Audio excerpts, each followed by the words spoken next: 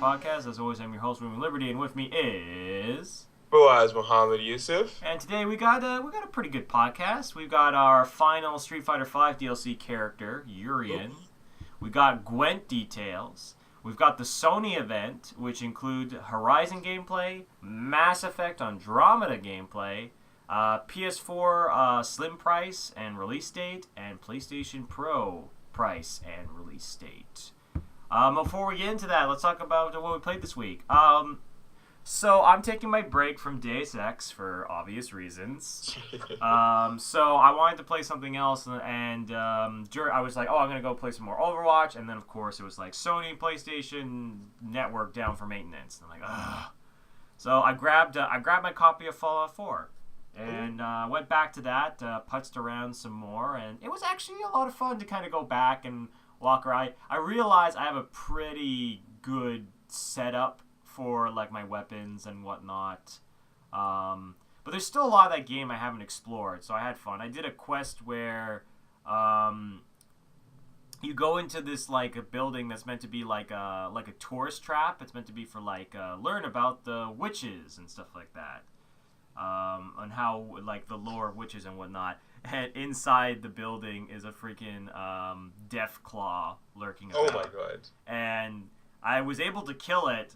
And the cool thing is that you walk around, you figure out what happened. There was a group of mercenaries that were delivering a death claw egg. And they just said, they just kind of got trapped and just said, fuck it, we don't give a shit anymore about the money, we just want to live. So you have like an option to like bring the egg to Diamond City, or you can just return it to its nest. So I'm going to return it to its nest and see what happens. So I'm going to turn it to its nest. All of a sudden, a giant death claw just pops out of nowhere and looks at me, but it's non-hostile. And it digs up the death claw gauntlet. Oh. And I'm like, yeah. So I got the death claw gauntlet now. And, I've just been enjoying that, been walking around. Because, like, I'm at the point where it's, like, now I've got to, as far as, like, the single player the main quest goes. Yeah. I have to kind of start picking a side. Similar to how in, like, Fallout New Vegas, it's, like, that you had to kind of, like, commit to one faction. Okay. So it seems like I'm going to have to commit to one faction pretty soon, as, like, a bunch of factions are like, oh, so you ended up getting to the Institute. You should totally help us now. And I'm like, I don't know if I trust you enough. But anyway, I had a lot of fun just going back to it. But that's what I played this week. What about you, Fawaz? Well, I pretty much just played The Witcher, to be honest. Nice. It's good old Witcher. Yeah, it's weird.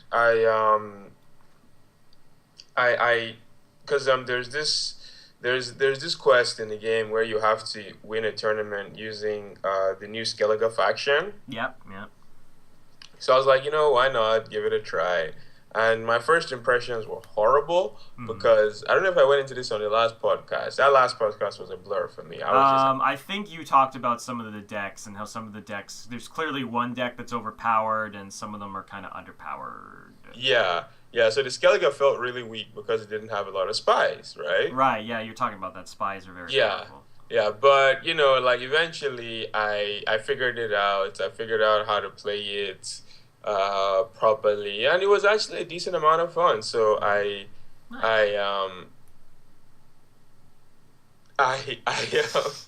Yeah, you okay there, Paul? Sorry. I went back because this is my character. I barely played Gwent. This is my first character I'm playing on, right? Right. So I barely played Gwent with this character. So, I went back and I played a little more Gwent. I won the tournament with this character using the Skellige deck. Then I won this brand new tournament. It was a pain in the ass because, first of all, it's single a limb. You lose, you're out. And you can't save in between matches. So there was a little bit of frustration. I'd be lying if I said there wasn't a, little bit of salt. At one point, I just gave up. But then I completed a quest, and then the whole time I was completing the quest, I was like, man, I shouldn't have given up. So I just reloaded an old save, and I finally beat it. So that was fun. And now I think I've done every like big Gwent quest in the game. So that's kind of disappointing. Cause Because that's part of the fun, having all yeah, these yeah, that's quests to part of the do. fun. And there's no high stakes Gwent left. Like I've either beaten or killed all the big name players. Because I Wait, started what? playing No, Gwent okay, yeah, yeah. in this playthrough like towards the end of my playthrough. So it's actually hilarious. I'm like, do you know any other Gwent players? They're like, yeah, this one player, is really good. But after he died, no one really knows what happened to the card that he owned. And I'm like, oh shit, I'm just gonna leave before people realize I was the one that killed him. And yeah, that's pretty much all I played this week. I played a little more. I played a little more competitive Overwatch. Nice, nice. There's gonna be like a free weekend on tomorrow. Actually, starting tomorrow, it's gonna be free to play tomorrow through Monday. So if you haven't picked up the game yet, you can try it out. And anything you unlock during the free weekend carries over if you eventually decide to pick up the game. Which is nice. That's always nice. So yeah, I played a little bit of Overwatch, just trying out the new changes. Most of the changes are more subtle things that you can't really notice, like Lucio's speed boost. I mean, sure, you notice it. You notice you're not moving at double speed anymore, but you're still moving pretty fast. So yeah, that's Discord. You don't. It's not as noticeable. It's not as like ridiculously powerful, but it's still like useful. And, yeah. I'm glad. I'm back to Mercy. Completely. Yes. I feel like Mercy's kind of been fixed from her previous patch, which she just wasn't that strong, and now her healing's so much faster. So I'm really liking the changes to Mercy that they did. So I'm glad about that. I'm honestly, when I'm playing competitive, I try and do support for the most part because that's my best role. Yeah. I played with some potatoes, so that wasn't fun. So I didn't play for very long. I haven't finished my placement matches yet. I mean, that's not fair. I think we went 2-2. It's just towards the end they started getting salty, so I was like, I'm just gonna take a break. And I need to get back on Fury, which is what I was playing last week, and Divinity, because I actually bought that game.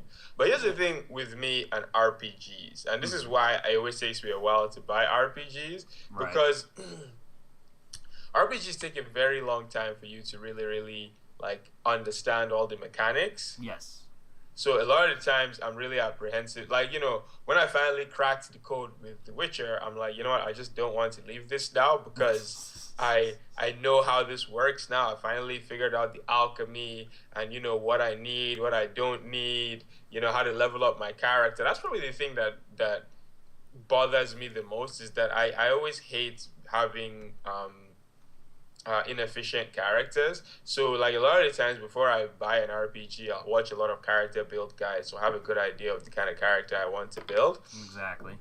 And that's the issue I'm having right now with Divinity. Well, that's one of the issues. It's just like, it's a brand new RPG, so one of these days I'm just gonna have to sit down and decide to learn it. Well, to be fair, Divinity's systems are pretty intense. Like, even by basic RPG standards. I'm not gonna lie, because it's basically like an advanced version of like D&D, full on full. So like it is a bit hard to get into. I thought it was a lot of fun. I think I played a good chunk of the game. I didn't end up beating it because I feel like this is definitely the kind of game that it's way more fun to play cooperatively. So once my good friend Alex just said, nope, don't want to play this anymore, I was like, well, shit. But I still think it's a good game. So that's the thing, right? Is that even by RPG standards, Divinity is a task. So that's really what's been putting me off getting into that, but I will at some point. Like I said, I own it now, so there's no rush. Yeah, send me a message whenever you want to start a playthrough, because I'll totally join in. Okay, for sure. All right, cool. So you ready to get into some news? Let's get into some news. So the first bit of news is that the final chapter on the Street Fighter V DLC debacle has finally closed, as our final character Yep. Urien has been revealed. Now, Urien was probably one of the more anticipated characters. He was one of the most requested in Yeah. Street Fighter 4, and he looks cool. Yeah. He's not wearing the banana hammock, so He's that's got a cool. pretty. He's got No a pretty. complaints He's got a there. pretty stylish suit. I'm not gonna lie. Yeah, he's wearing a pretty stylish suit. He looks very reminiscent of his Third Strike version. I'm pretty sure there's a couple of things that did because his Aegis reflector is back. So for those that don't know, it allowed for some really really sick setups in Third Strike. He'd set up this giant mirror looking thing, and what I think what it was originally designed for was to reflect projectiles. But fighting game players being fighting game players, they found ways to use it to set up just nasty mix ups of knockdowns and stuff like that. And it looks like that's carried over. Overall, he looks like his third strike self, except with a lot more clothing now. So yeah, he looks cool. I'm excited. It also means that season 1 is finally done. I wonder if we're going to have a season 2, because I'm not, I don't know. I feel like they'll probably end up getting a season 2, or maybe it'll be just a smaller list of characters or whatnot. I think it just depends on how, because I know you're pretty salty about Street Fighter V, and I haven't played it that much. I did down Jury. And played a bunch of her, and I actually really liked her a lot because she has a really good sort of dodge and move towards the enemy move. I don't know how to describe that, but she was a lot of fun. So I don't know. I feel like they could probably do a season 2. But honestly, this isn't like Killer Instinct where it's the game is I think the game wasn't an amazing smash hit. I think it sold enough, obviously, because there's obviously people bought it, and it was being played at Evo, so naturally enough people bought it. But I'm not too sure, to be honest. I wouldn't mind, to be honest. If they want to keep supporting the game, then by all means keep supporting the game. Yeah, it gives us something to talk about, I guess. I guess that's one way. It's no, keep doing it. We'll have stuff to talk about. I'll have a reason to go back. I'd really like to see Akuma. I think I mentioned this when the original cast was revealed. Although, to be fair, I don't play this game, and until they fix this little issue with training mode where it doesn't save your settings, I'm never going to play this game, period. It's funny because it sounds like such a small thing, and for the most part it is, but it gets really, really, because Street Fighter V has one of the better training modes in fighting games. It has some really really in-depth settings that you can do, but for me to have to go in and do those in-depth settings every single time I boot up the training mode, it's just annoying, you know. And I think the most annoying part is that it doesn't have to be this way. This isn't I'm not asking them to reinvent the wheel here. This is literally the first fighting game I have ever played where my settings don't save in training mode. Yeah, it's weird because it's you think that their excuse for that is oh well, we want it to reset to default every time, so that you have a standard point to start at, but it's you could just save it, and then if you really want to reset it to default, there's a button to do that. So yeah, and I mean in all alone, it's a small thing, but I do get it, because it's something that's essentially it eats up time, because you have to set up everything to the way you want it, and then you can actually start training and practicing and whatnot. And it does feel like an extra step that doesn't need to be there. Yeah, it really doesn't. Which is a shame, because it is actually a pretty good training mode. I probably spent more time in that training mode than I did actually fighting other players. So yeah, man, you can like set up frame traps. You can practice like characters leaving blocks down at a specific. There's like a lot of in-depth stuff you can do there, but then they forgot to do the most basic stuff. So Yeah, yeah, until they fix that, I'm not going back. And even if they fix that, I don't know if I still care at this point. I mean, Urian looks pretty cool, and I have enough to buy him if I ever went back. But yeah. Anyway, I think that's enough time spent talking about Street Fighter Five. I'm sure you're happy to talk about our next topic. Oh yeah! So we got some more details about the standalone expansion for Gwent. So they've confirmed proper that it's gonna be full on free to play. You know, you can do like the full free to play model, just play, get in game currency, buy packs. And here's one really cool thing that they're doing with the packs is that okay, so similar to Hearthstone, when you get a pack, you'll have you have three commons and one card that is at least rare, right? Yeah, exactly. I mean, it might be more than three commons, but you have at least that's the lowest you can get. You're always going to get at least one rare, yeah. Yeah, one rare and three commons. What they're doing with the rares, though, is that when you open the pack, you're gonna get three options of three cards that are rare or better. You can pick one of those three, and then they'll now reveal the rest of the cards in there. So it adds a little more choice. Okay, so yeah, that's actually really interesting because it essentially makes it so that you have a higher chance of getting what you need. Or what you want. Yeah. So using Hearthstone as an example, since we all know the Hearthstone cards, you could open up a pack and see an Azure Drake, which is a rare, I think. Yeah. An Azure Drake, a Doomhammer, and Scenarios, right? Yeah. Now, Scenarios is fine and dandy. He's a legendary and all that. But then, say you really need a Doomhammer. Say you're a Shaman player and you really need that Doomhammer, then you can be like, you know what? Instead of taking this legendary that I'm never going to use, like I got King Crush. I never used that card. I turned him into dust. I'm just going to take the Doomhammer instead, right? Exactly. And then on that note, there's also going to be a crafting system. They didn't go into too much depth about that, but we know it's going to be there. We can disenchant cards. I mean, it's probably going to be called something else, but we can disenchant cards that we don't want and craft cards that we do. There's going to be a single player mode, but the single player mode is going to cost real money. They don't sound like they're sure what they're going to do with it yet. But as of right now, it's going to cost money. They might, change up their game plan down the line and make it that you can buy it with the in-game currency.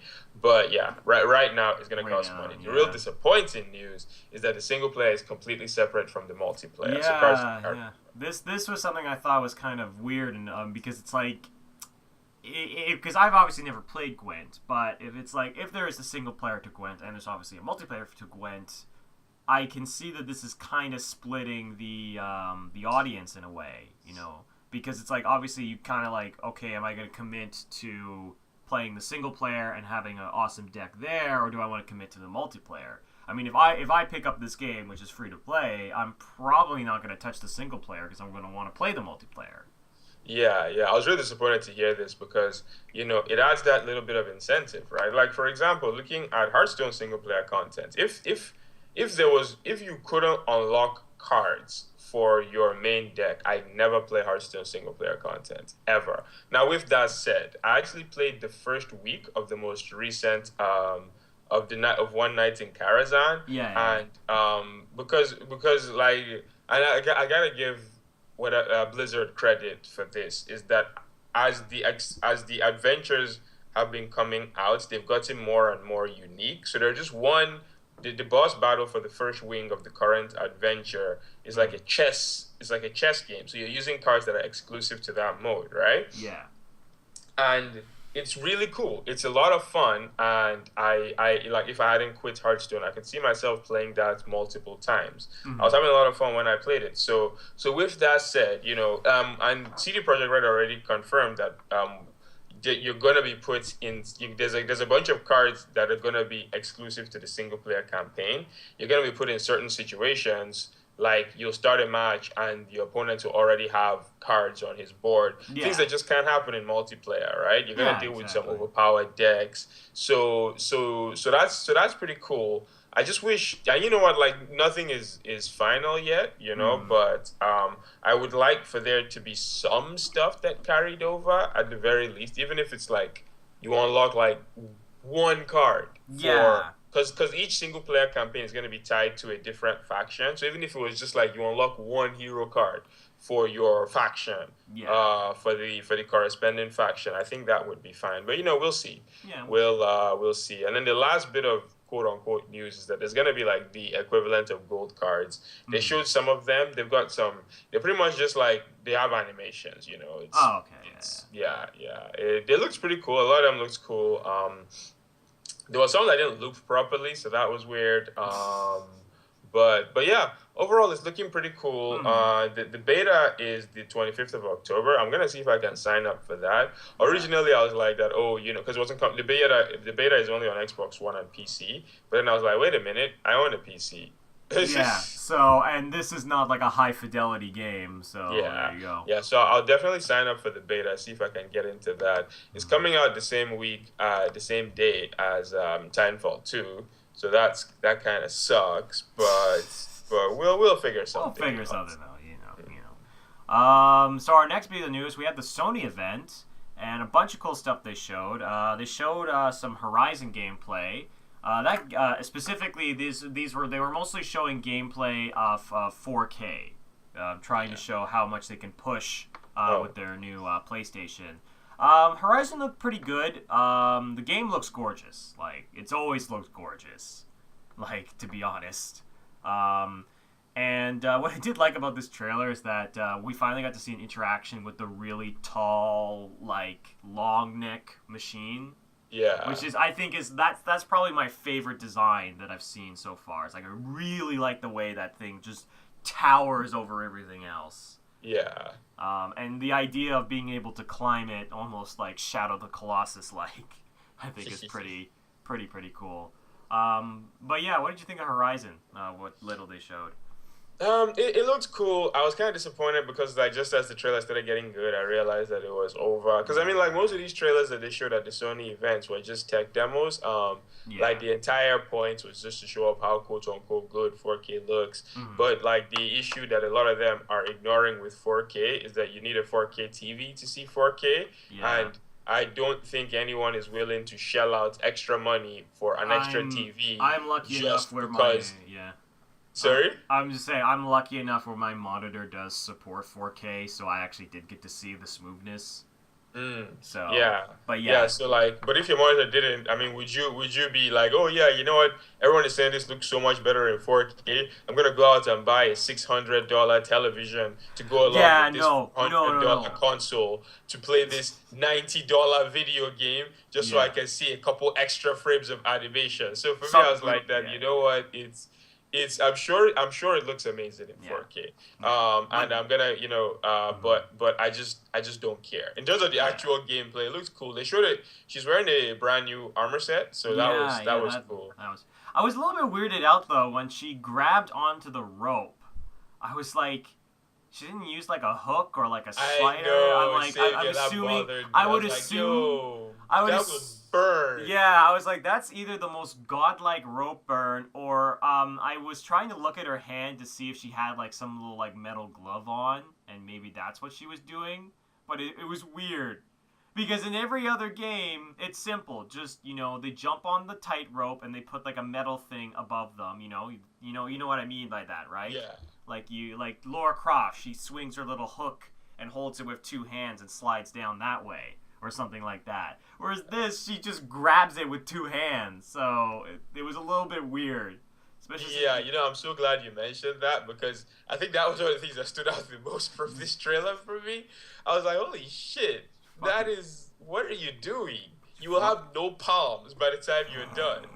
Straight up. But in terms of actual gameplay, unfortunately, most of the quote unquote gameplay trailers from the PlayStation event didn't show a great deal of gameplay, which is fine. I understand. I mean, it sucks in a way, but it's like the whole point of this event was to push the idea of like, this is why you want to get 4K is because of how good it's gonna look.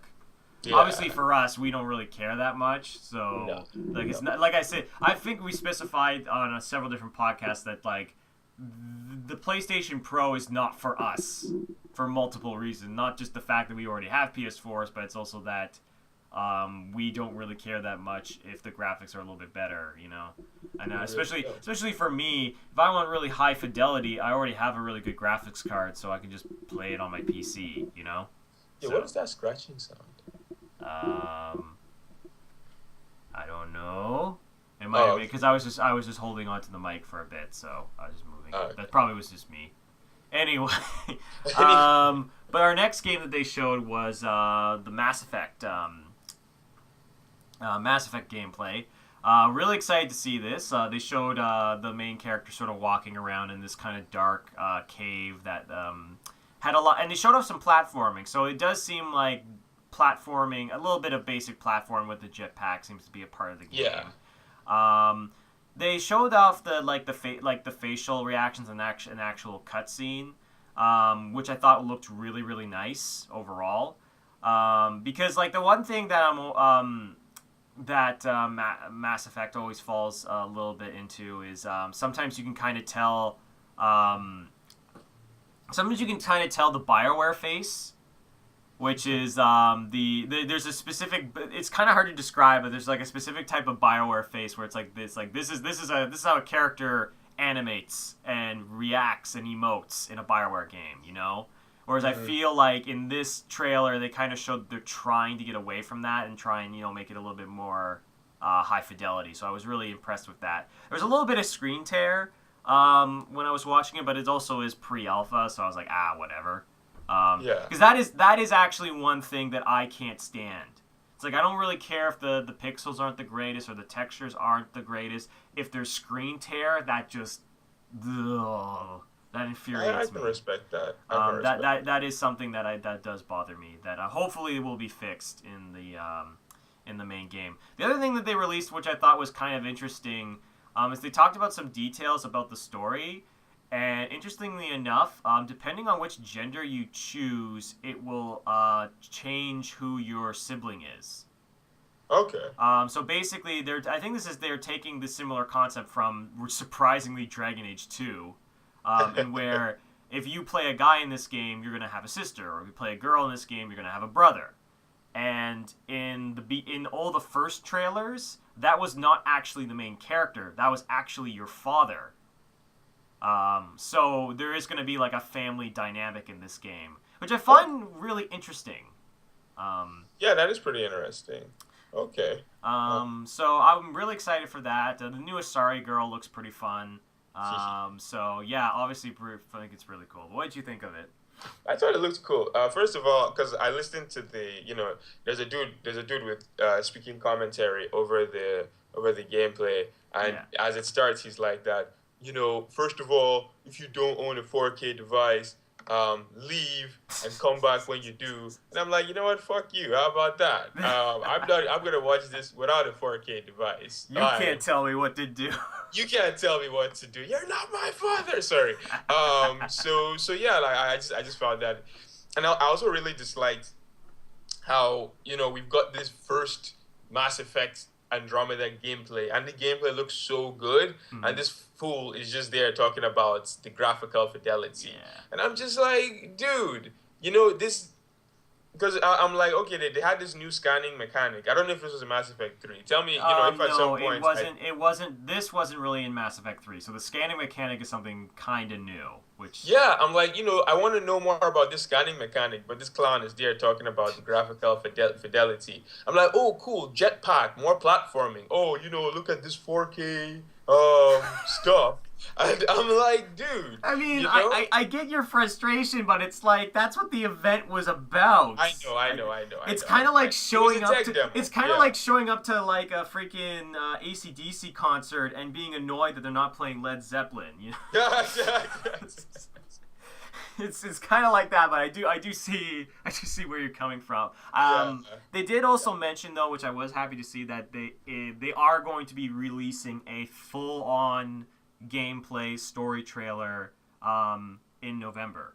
So they are saying that expect more stuff, which I think is I think that's good, because it's like they've been pretty quiet overall as far as like this game has been. Like, they've been pretty quiet as far as, like, marketing or showing stuff about this game and gameplay and whatnot. And that might have to just with that. It might have, that might have to do just with the fact that the game is now nowhere close to being finished and whatnot. But yeah, they've been pretty quiet about it, so I'm excited that we're finally getting some more trailers and whatnot because I've been dying to see more. Yeah, but overall, man, it looks really good, and not just from a graphical point of view. The gameplay looks. I liked what little we saw of the gameplay, and I liked the scanning mechanic.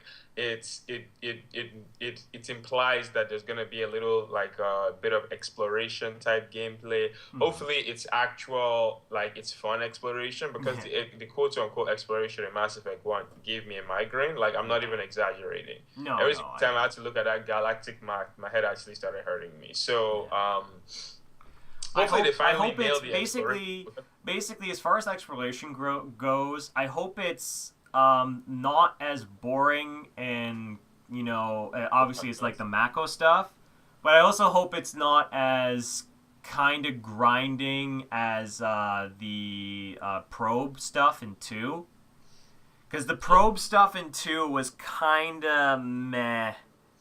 Because all you basically what they did is that how you could explore planets in Mass Effect 1. Well, in Mass Effect 2, because people complained a lot about the Mako, they decided to make the exploration more like as far as getting resources. You would go to a planet, scan it, and you would shoot probes onto it. And there was like a little mini game that you would do to try and find the perfect spot to shoot the probe for a specific resource and whatnot. I mean, it was simple, it worked, it was functional, but it was also kind of like, Yeah, so hopefully they finally nail it, because for a game that's about space exploration, they are yet to actually get the space exploration right. So yeah, hopefully they nail it with this one. But overall, it looks really good, and I'm excited. I'm excited to see more. I've never hidden my dislike for the first Mass Effect, but there's a lot of potential in this franchise because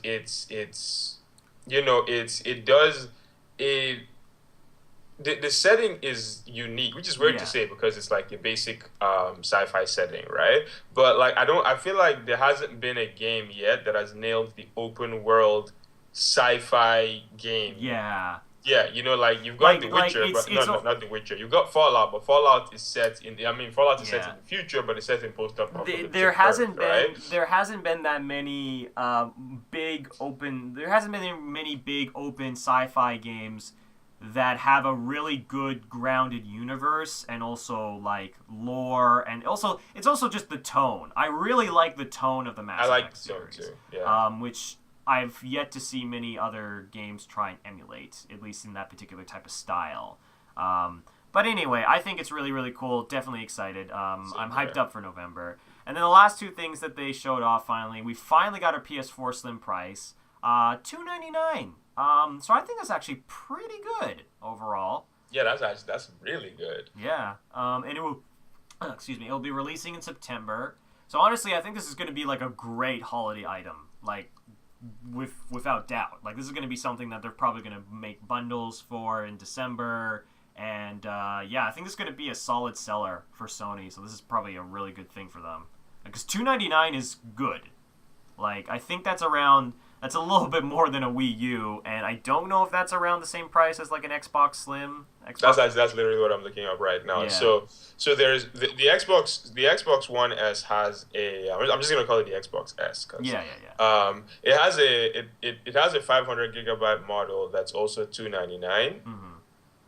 So the price, it has some higher models. There's a 350 and there's a 399 model. Yeah. Whereas as of right now, we only have a 299 slim model. So yeah, they're about the same. They're about the same price. Yeah. So they are compatible. So, but that's good, because if it had been like something stupid like 350 or something like that, that would have defeated $599. Yeah, or something stupid like that. Then it would have defeated the whole freaking purpose. This is a very, very good price, and because I know a lot of people. Actually, yesterday in one of my classes, my teacher asked, who here owns a PS4, and only 2 people put their hands up, and he's like, really? And a bunch of people were like, yeah, it's kind of too pricey right now. So this is really good. I mean, I bought my PS4 for $400, so you're saving a solid $100. You can put that towards one video game. Shout outs Yeah. to the Canadian economy. Oh, gotta love that Canadian economy. And if you Put that want to extra be even more, $100 towards your PlayStation Plus, yeah, the tanner, and you pay on a monthly basis. Listen, it's what I do. But if you want to be even more in the hole, you can get the PlayStation Pro. Well, honestly, I'm not gonna lie. This was a lot cheaper than I thought it was gonna be. Like, I thought that this was gonna be a lot more expensive. Like, PlayStation Pro. PlayStation Pro, which is the 4 gaming for PlayStation, will cost about $399. Although the design looks hilarious to me. And everyone's been making fun of the design for this because it's basically just a PlayStation on top of another PlayStation. Like, it's just because it's like the PlayStation is like almost like split into like 2 different rectangles, whereas this is like split into 3 different rectangles. So it's like, I don't know. I just find the design kind of weird and hilarious. It will have double the GPU than the original. It's gonna obviously have 4K gaming and whatnot. But honestly, I think $399 is actually kind of a decent price for this. It's essentially like buy the PlayStation at its original price, and it'll have slightly higher fidelity, or well, more than slightly, double the fidelity. So I don't know. What did you think of this overall? You know me, like the whole PS4 Pro, Xbox One Scorpio. I think it's stupid. I think it's like completely. I think You think this it's irrelevant? idea. Sorry? You think it's irrelevant? I think it's irrelevant. I think this idea of releasing more powerful versions of the same console later down the line, because and this is what I asked when they announced the Xbox One Scorpio, right? Is that okay? If there are games that only work on the PS4 Pro, then that's a big middle finger to all of us. The 40 million people that bought PS4s. But then if there are games, if every game that works on the PS4 Pro also works on the PS4, then what's the point? Yeah. Like, then you could I argue, didn't own a PS4, right? You could also, but you could also argue that like it's similar to like a graphics card upgrade in a way.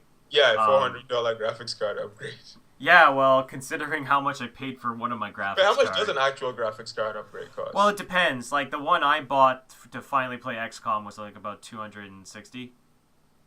Yeah. Yeah. So, in that respect, you are getting a better deal on PC. So Yeah. there is that. But I totally know what you mean by that. Because here's the thing, right? Even if I didn't own a PS4, I would buy the Slim this Christmas, as opposed to this, because I'm like, okay, every game is going to work on both. This one is just going to look a little better and run a little faster. And I mean, performance has never been an issue for me on my PS4, right? Yeah, exactly. So I'm like, well, why am I paying an extra $100? Where is that extra $100 going?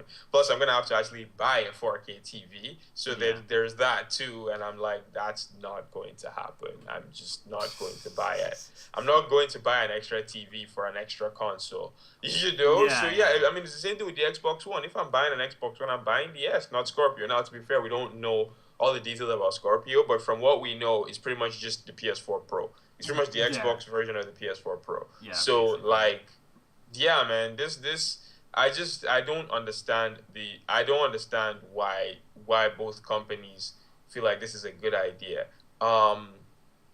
Unless maybe there's some maybe they're playing the long game here, and then the PS4 Pro and the Xbox One Scorpio are built in such a way that they're gonna be the last consoles, and we're not gonna get updates for a while after that. Yeah. In that case, okay, cool, I can understand, but that is such a stretch. That is such an unbelievable stretch. I felt stupid actually saying it out loud. So it's stranger things have happened in this industry. So say what? I'm just saying, stranger things have happened in this industry. So This you never is know. true. But yeah, for me, I just don't understand the points. That's really it. Yeah, I mean, like, I get the point. It's for people that they've got to have the best quality gaming experience. They just have to have the graphics. But that's never been an issue for me. So it's like, I'm not angry at it. I'm just sort of like, it's there. Not for me, but whatever. Yeah, I'm not angry at it until they start releasing games exclusively for the PS4 Pro. Okay, yeah, then will be the time to be like, okay, Sony, what the fuck? At that point, and I kid you not, you might think I'm exaggerating, I'm just going to send in all my consoles and buy a PC. Straight up. Like, because That's not the if they worst. want to start That's doing not the that worst shit. decision you could make. So What? that's not the worst decision you could make. You could Exactly. really, I'm like, you know what? I love me some Overwatch, right? yeah. So why am I playing the inferior? I mean, the inferior version. Why am I waiting 7 months to play XCOM 2? Why am I going through all this bullshit? Now, to be fair, the flip side of that is that like shooters screw consoles, fighting games screw the PC. So Oh. I probably won't actually send in my console because Because that you're the fighting game guy. I'm the JRPG guy. You're the fighting game guy. So yeah, and fighting games screw PCs. Like my friends who only own they play Guilty Gear on PC. They're still waiting for Revelator. It hasn't even been announced for the PC yet. So yeah. But overall, yeah, similar to you, I'm not mad. I'm just irritated because I'm like, what's the point? yeah. But yeah, this is a situation where I'm like, oh my god, somebody is going to have to suffer for this. Yeah. But So overall, I think the Sony event was actually pretty good overall. yeah. I think they showed off a good amount of stuff for what they had. But yeah, no, good stuff all around. So before we wrap things up, we've got a question of the day. The wonderful J Streets. He asks us a pretty obvious question. Which game will sell more in the long run? Call of Duty, Infinite Warfare, or Battlefield 1? Do you want me to take my swing at it first, Fawaz, or? Yeah, you go first. Okay. Personally, I think it's going to be Battlefield 1. Like, Really? I know, shockingly. I think it's going to be Battlefield 1 for a lot of reasons. One, like, you can just compare the YouTube videos. Like, Battlefield 1 has been well received by a lot of people. Like, it's just been received very well because Battlefield 1 players have been asking for a return to, the World War I and stuff like that. Yeah. And they finally got it. So, whereas Call of Duty is just going farther into space, which is not what all the Call of Duty fans want. So, very clearly, it's like they've already got they're already what am I trying to say? They're already gauging their audience properly. Like, they're giving what their audience has been asking for, which is a smart thing to do. Honestly, I think the only thing that's really saving Call of Duty Infinite Warfare is the fact that they stapled on that Call of Duty 4 remaster. And eventually, that's going to be sold separately. So, Sorry? You sure about that? Oh, I'm pretty sure. I'm pretty sure because I'm almost certain that at some point they're just gonna sell that separately for like $20, and they're going to, and then that's just gonna sell a bunch, and then nobody's gonna buy Infinite Warfare at that point. Like, that's what's going to happen. I mean, they could just forcibly just keep it on, which from a business standpoint it makes sense. But I feel like eventually they're going to do that because I feel like they're going to be pressured to do that. And also, to be perfectly honest, let's say you're not really into the World War I shooter. You want a more techno in the future shooter, right? Guess what? There's this game called Titanfall 2 that's coming out. So, and that looks infinitely better than Call of Duty Infinite Warfare. So, like, it's really got nothing that interesting going for it. Like, you could argue that the game looks a lot better than a lot of the other CODs, and that maybe it's got a lot smoother movement, but to be honest, like, there's for people who want Battlefield 1, that old style, like, old classic shooter, they're gonna have Battlefield 1, and the people who want a future shooter, they're gonna have Titanfall 2, so I really don't see Call of Duty really coming out of this on top. So my answer's pretty much Battlefield 1. Battlefield 1 is going to win this, as far as, like, which game is going to sell more. Really? I know! Shocking! You see, I don't think it's as obvious as you think it is. I honestly think Infinite Warfare is going to outsell Battlefield 1. Really? You think that? You think because that? Here's the thing. Yes, there's all this negative publicity around Infinite Warfare and all this other stuff. But at the end of the day, Call of Duty is Call of Duty. Like, this is not the first Call of Duty that's gotten negative reception prior to its release. And this happens every single time. You know, a new Call of Duty is announced, everybody's like, oh my God, I'm so sick of Call of Duty. And then it launches and it sells like 25 million copies, you know? And every single time, you know, EA has this one game that's coming out that's supposed to be the one that, you know, finally topples Call of Duty. And every single time Call of Duty outsells it. Battlefield 3, Battlefield 4, Medal of Honor, Titanfall, Battlefield 1, Titanfall 2. I don't think it matters. I think Call of Duty is going to come out on top. Because at the end of the day, sure, a lot of people on the internet are hating on Infinite Warfare right now. Rightfully so. I think that game looks like shit. Yeah. But a lot of the people that buy these games are not the people who are watching the YouTube videos and leaving tons of dislikes and all this stuff. I mean, the Infinite Warfare, and that's the other thing is that, sure, the Infinite Warfare trailer has like, what, 100K dislikes or whatever, however many it was.